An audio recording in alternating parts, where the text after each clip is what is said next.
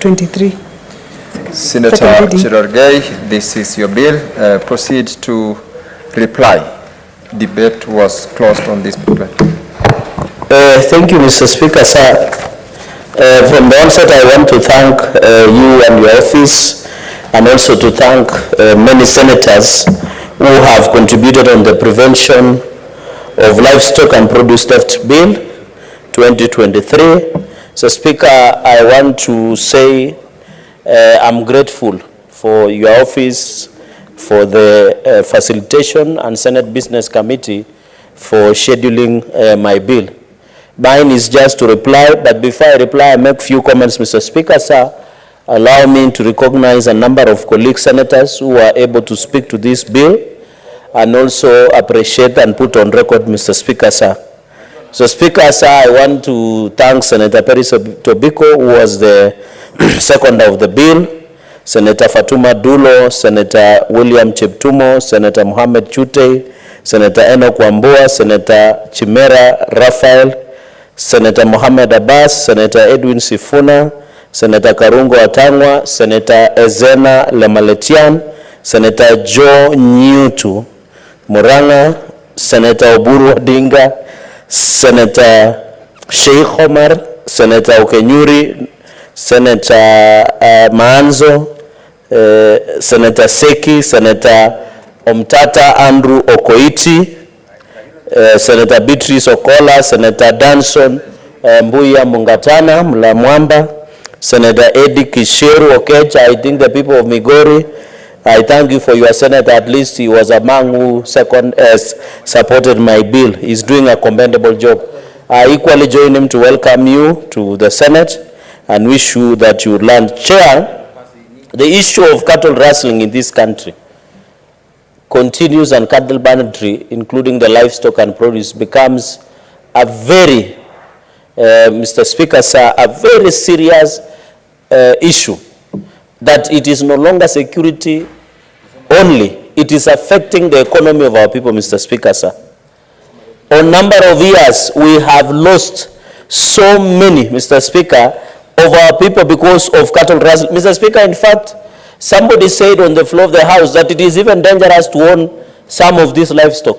Because the more you have livestock, the more you become attracted to being attacked, especially in some parts of this country, Mr. Speaker.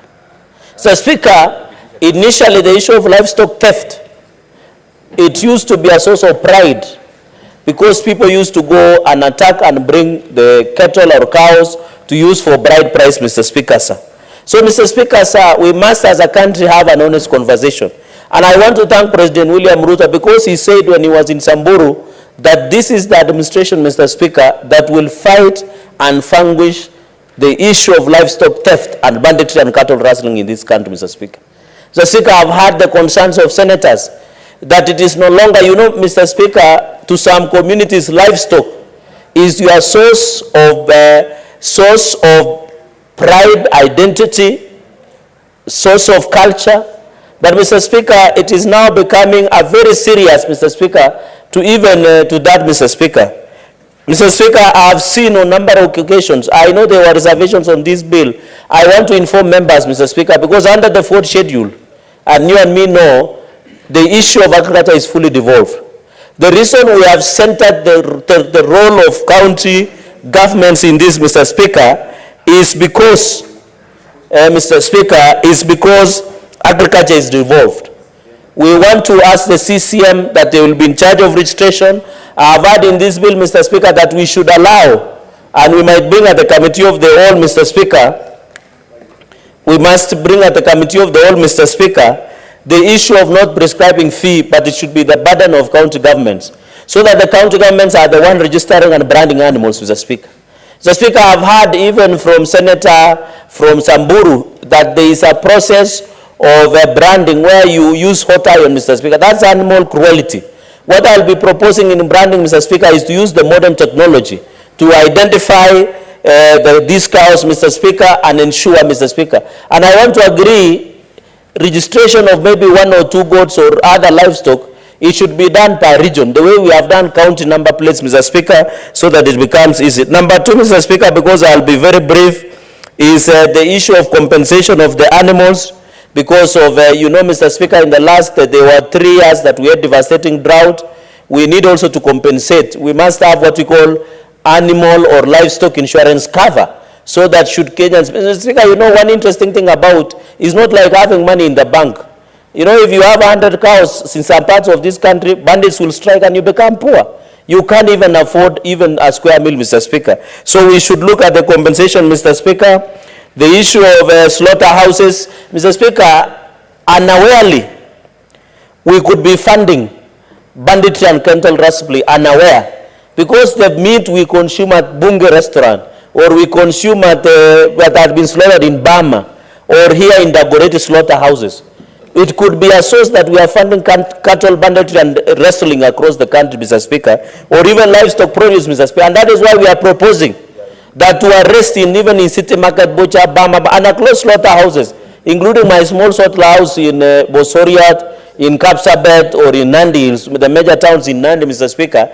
We have said the people who own slaughterhouses and the abattoirs must keep records of those animals, so that we don't fund unknowingly the issue of cattle, because the head is where these people have designed a criminal enterprise. The end of the value chain of criminal enterprise is it, Mr. Speaker. On the issue of hides and skins, they must keep, and carcasses to registration, Mr. Speaker. Finally, on the aspect of the mixed farming, you can see, Mr. Speaker, I agree, we will need to fine-tune. Where I come from, Mr. Speaker, and you heard Senator saying some of the people have been forced to sleep with animals because of insecurity.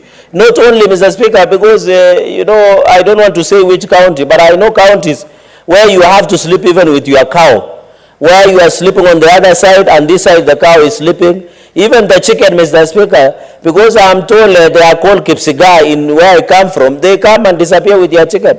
And you heard Senator ODINGA saying he lost over 2,000 chickens when he was submitting, Mr. Speaker. So it is not, this bill, Mr. Speaker, is not targeting only areas which is prone with cattle running and banditry. We are also protecting even the people who do mixed farming and ensure, Mr. Speaker.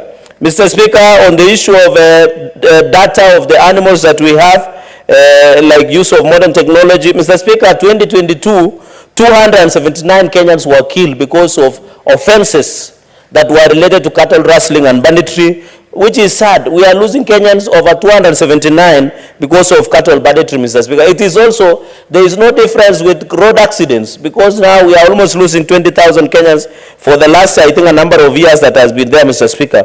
Mr. Speaker, I agree the issue of culture and religion must be looked at, especially during branding, Mr. Speaker. And then another aspect that came out strongly is on the issue of genetics and genes in terms of breeding of our animals, Mr. Speaker. I am aware that there is a particular breed that thrives from where I come from, the region of Kericho, Nandi, and northern Kenya, but also northern Kenya has a unique breed that should be resisted. And I agree we need to manage our genetics, Mr. Speaker, so that we get quality. I am aware, Mr. Speaker, and there is a conversation. I know, Mr. Speaker, the price of milk has not been very good, but I want to thank the CS of Agriculture. When he appeared on Monday, he said that they are going to look at the pricing, because as we talk, the price is 32 shillings per litre. In some areas, depends from one. But as farmers, we look forward to at least having 50 shillings per litre, Mr. Speaker.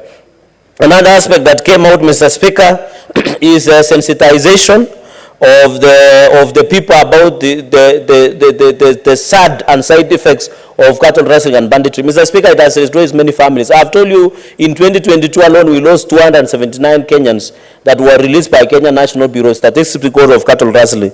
Mr. Speaker, it was at the light moment that one of the colleagues in this House said that we need to relook at the dowry negotiations, Mr. Speaker, because you know, when you want to go and get married, so in some cultures, you must get cows. And the proposal from members, Mr. Speaker, which is not captured, I hope it is a culture, is that our parents and our community should review the issue of dowry negotiations, Mr. Speaker. Because, Mr. Speaker, even nowadays to get a husband is not easy. So, in fact, you cannot be fighting to get the husband and then fight to look for cows. And I know a number of ladies who are on hunting spree, I'm told there is a pastor who is supposed to come around and pray for people to get husbands. So I think what is causing people not to get husbands is not God. It is because of our dowry negotiations. We need to relook at that review, Mr. Speaker. And I know Senator Karen Nyam understands this very well, Mr. Speaker.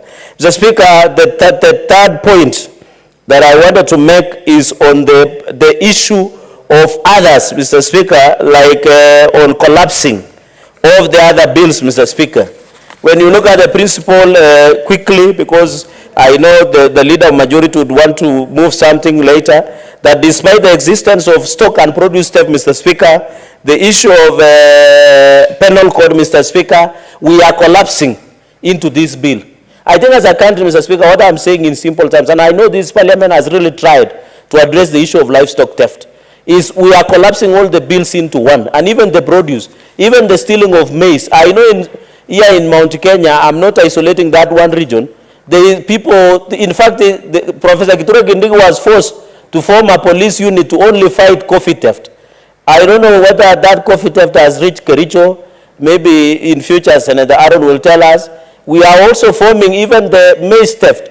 Mr. Speaker, the issue of anti-stock theft unit, ATPU, we are also forming even anti-maize theft, Mr. Speaker. We have now anti-coffee that Senator Professor Kithure was forced to. There is also SIPU. So, Mr. Speaker, it is not only about cows. We are also talking about the theft of any produce, including chicken, including being stolen of chicken, Mr. Speaker, including being stolen of sheep, cows, Mr. Speaker, because at the end of the day, these are the produce that we have. So what I'm telling this House, Mr. Speaker, I agree there is penal code. There is stock and produce theft. Mr. Speaker, all this, Mr. Speaker, we are collapsing it into one law so that it becomes easy to implement. And you know, Mr. Speaker, at least you have practiced for some time in the legal realm. You will understand that sometimes one section of the law says this, when you open another section, Mr. Speaker, it says something else. And you know, that's how I was let off the news, by the way, under the NCIC Act, because the Constitution is saying something, the NCIC is saying something. So when I went to court, it was invalidated because of constitutional interpretation. And that is how I'm able to stand here, because if it was not for the inconsistency of the law, I would be serving my 6th or 7th man at committee, as has been said by Senator Aaron, that I am not a supporter of police brutality. I don't support any form of police brutality. In fact, I should be the person who should be crying the loudest, because you represented me in court. I was arrested a number of times, and there is no police station I have never slept. In fact, if unfortunately, because all of us, Mr. Speaker, Mr. Speaker, and it is good senators are here, including Senator Veronica Maina, all of us are potential to go to police station. In fact, if you visit Kisumu police station, you will get a wall saying Cherargei was here. In fact, you go to Bungoma police station, you will see Cherargei was here. You go to Upper Hill police station, Mr. Speaker, you will see Cherargei was here. You go to Gigiri, in fact, at the corridor, you will see Cherargei was here all the way up to the main cell. So, Mr. Speaker, what we are just saying, it is not the intention of the law to convict every Kenyans. I know the police are doing what you call a police operation order in restoring sanity in Elgeyo Marakwet County, Baringo County, and Marsabit, Moyale, and most other areas, Mr. Speaker. Finally, the fourth point, so that one has been dispensed, is the issue of accessibility, Mr. Speaker. Let me collapse into two. We need the Maraga report, and you heard the Deputy President, Honorable Rigathi Gachagua, say yesterday, which I happened to be with him in the same meeting, that at least there will be 40% increment on the salaries and emoluments of the police. What we need to do, Mr. Speaker, is to ensure our police are well remunerated, so that, Mr. Speaker, we don't have to see this. If our police will get good salary, Mr. Speaker, you know, when I was arrested and taken to Bungoma police station, you cannot imagine it's a workplace of somebody, Mr. Speaker. The toilets are not functioning. The last coat of paint was put in 1952 during the state of emergency, Mr. Speaker. The desk, the OB, the book they are writing, Mr. Speaker, any facilities, even the police housing. And I want to thank the President on the issue of affordable housing, because I know the President is very keen, including the police, to ensure they get good housing, Mr. Speaker, so that there is privacy, Mr. Speaker. And you know, Mr. Speaker, there are people here who their spouses work as policemen, Mr. Speaker. And you can imagine, in fact, in my local police station, you go and you get in a room, they are using bed sheets to separate rooms, Mr. Speaker. Where will be the privacy when they want to do what the God gave them in the book of Genesis or baby making? Mr. Speaker, these are some of the issues that we need to be reforming the police. The 50th point is the security roads. We need to ensure the security roads in those areas, especially Baringo, Elgeyo Marakwet, Mr. Speaker. I know the CS Kindiki had opened those roads so that when police are chasing down, even up to Baragoi, Mr. Speaker, to ensure those roads are accessed in terms of going into the future, Mr. Speaker. So, Mr. Speaker, I really want to emphasize on roads, security roads. I know, Mr. Speaker, the advantage of security roads is using, Mr. Speaker, is using, Mr. Speaker, the advantage of security roads is using restricted tender. So it does not become tedious. You just need to gazette and then ensure the contractor is on site. Mr. Speaker, finally, as I conclude, I want to thank everybody who has contributed on this, Mr. Speaker, and assure the country that Parliament is seized of the matter. I want, Mr. Speaker, I'm aware there is this small discomfort, I don't want to say major, from Ministry of, I think, Agriculture and Interior about this bill. Why are they uncomfortable now? When we opened this session, Mr. Speaker, it's 1.5 years ago. Why would they become uncomfortable with this bill? It means they have been sleeping on the job. And the business of this House, including its members, is to legislate. And that is what we are doing, lawmaking. So if they have any proposals to this bill, Mr. Speaker, let them come and give amendments at the committee of the whole. I'm not saying this is the best. I'm looking for the best. Let them bring those amendments so that we can see, Mr. Speaker. That is how we can progress as a country. And the government and president are committed in fighting banditry and castle. What we are doing as Parliament and Senate is to give the president and Ministry of Interior necessary ammunition to ensure anybody who steals cows through robbery with violence, they are convicted for life, or any other produce that we are talking about, Mr. Speaker. Mr. Speaker, I want to conclude with the words of Richie Spice, Mr. Speaker, in the song called Gideon Boots. Mr. Speaker, you know I'm ardent supporter of reggae, although I don't consume the other thing that makes them go high or go to the trance. Senator Kalwale is asking me, how do we know? But you know, because you have been feeding your bullfighting in Ikolomani, so you can tell when there is smoke roastings. so okay. And also, Mr. Speaker, sometimes I see Senator Boni Kalwale, especially over the weekends, I always doubt maybe he has spiced it with something. So that's why he always shoots. And we meet with him on Monday. He's a good church boy. But over the weekend, Mr. Speaker, in the words of Richie Spice, as I conclude in reply, the title of the song called Gideon Boots, one of the verses says, calling on the leaders of the world today, give a light to the poorer class. I say, God, let the people know right from wrong. They are depending on you to lead the way. People, just be wise. Believe in yourself. The future generation depend on you. Show them love in your hearts and let the people know that there is more to life. And this is the encouragement, Mr. Speaker. More fire.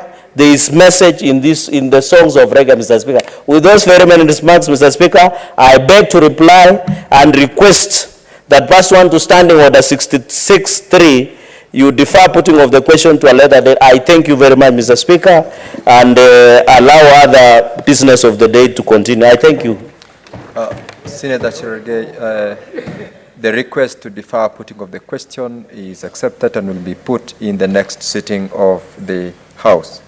Now, Clerk, you may call the next order. Order number 13, the Food and Feed Safety Control Coordination Bill, National Assembly Bills number 21 of 2023, second reading.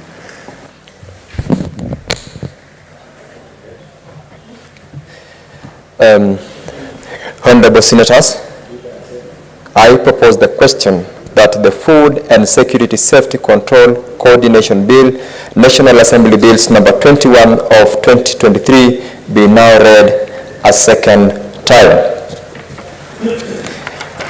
Honorable members, before I call upon senators to contribute, I've got communication from the chair to make. This is with regards to a visiting delegation of students from the ZTEC University Ruiru campus in Kiambu County. Honorable senators, I would like to acknowledge the presence in the public gallery this afternoon, visiting delegation of students from ZTEC University Ruiru campus in Kiambu County. The delegation is in the Senate for a one-day academic exposition. Honorable members, in our usual tradition of receiving and welcoming visitors to Parliament, I extend a warm welcome to them, and on behalf of the Senate and on my own behalf, wish them a fruitful visit. I thank you. Members, I will allow Honorable Senate Majority Leader to welcome the visiting delegation from ZTEC University campus before he picks up to contribute to this particular bill. Proceed, Majority Leader. Mr. Speaker, it is my understanding that I'll welcome the students from ZTEC, then proceed to contribute on the bill. Did I get you right? I will allow you to welcome them, then we'll pick it up from there thereafter. Welcome them. Okay. Thank you, Mr. Speaker. I think I thought you had already proposed a question. So, no problem. Mr. Speaker, I want to join you in welcoming the students from ZTEC University, a university that continues to distinguish itself as an institution of higher learning and excellence, especially in the field of information technology. Mr. Speaker, a university or a college, a tertiary institution is a place of the foundation of our dreams. And it is my utmost hope, Mr. Speaker, that these students of ZTEC University will make the university, Mr. Speaker, so that they can achieve the fullest of their potential, especially those of them that are in this institution to study matters IT. And I challenge them, Mr. Speaker, to read the story of Yan Kuam, the gentleman who founded the popular messaging platform WhatsApp before he eventually sold it to Facebook. Mr. Speaker, a Ukrainian national, though now adopted it as an American citizen, but a student that came out of a difficult or troubled past, but was motivated and inspired, especially in his formative years, Mr. Speaker, and the days in college and the places where he worked at, is similar to the journey that these students are performing. May you work hard to excel to the point that when eventually you sign on a big deal out of the works of your sweat, you'll go back to ZTEC and sign it from there. When, Mr. Speaker, it is famously known that when Yan was signing off WhatsApp to be bought by Facebook, he went and appended his signature at the window of the college or university block where he began his dream from. And that is the importance of a university, Mr. Speaker, or a college, or a tertiary institution, Mr. Speaker, your place of foundation. The long and short of what I say to the students of ZTEC, Mr. Speaker, is that put in the hard work extremely hard, never take no for an answer, and go out and conquer the world. With those very many remarks, I welcome them to the Senate. I thank you, Mr. Speaker. Thank you very much, Senate Majority Leader. I will now call upon honorable members to contribute to this particular bill, and I will start